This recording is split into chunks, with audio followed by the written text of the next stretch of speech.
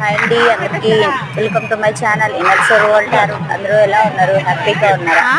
ఈరోజు వచ్చేసి మా ఊరి దగ్గర దొండపాడు అని ఒక ఊరు ఉంది అనమాట. ఆ ఊరిలో వచ్చి రాములవారి సీతమ్మ రాములవారి విగ్రహ ప్రతిష్ట ఉంది. సో దానికి వెళ్ళాను అనమాట. పొద్దున్నే 7:30 కల్లా ఉన్నాము అక్కడ. 9ంటికి ధ్వజస్తంభ ప్రతిష్ట, శిఖర కలశ ప్రతిష్ట, ఇంకా రథోత్సవము, స్వామివార్ల విగ్రహ ప్రతిష్ట ఉన్నాయన్నమాట. అయితే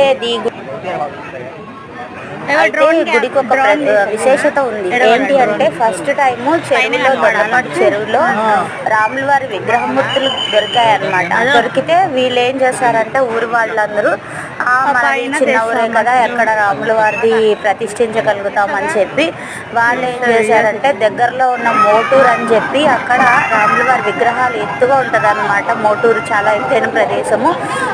అక్కడ నుంచి ఒక 10-15 మినిట్స్ ఉంటుంది అన్నమాట జర్నీ.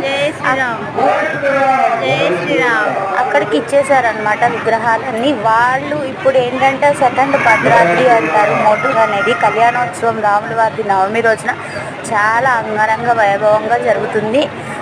సో అది వచ్చేసి మంచి ప్లేస్గా అయిపోయింది.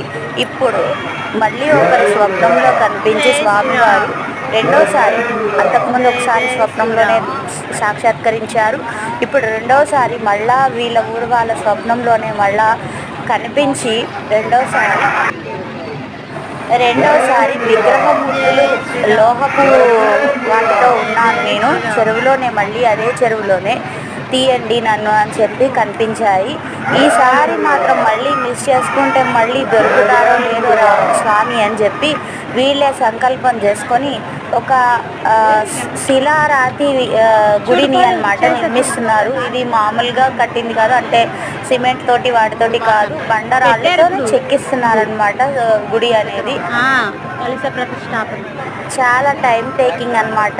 రాళ్ళతోనే చెక్కిస్తున్నారు. సిన్స్ 3 ఇయర్స్ నుంచి కూడా గుడి అయితే 3 ఇయర్స్ నుంచి గుడి అయితే చేస్తున్నారనమాట. ఇది గుడి ప్రతిష్ట వివరాలు చూసి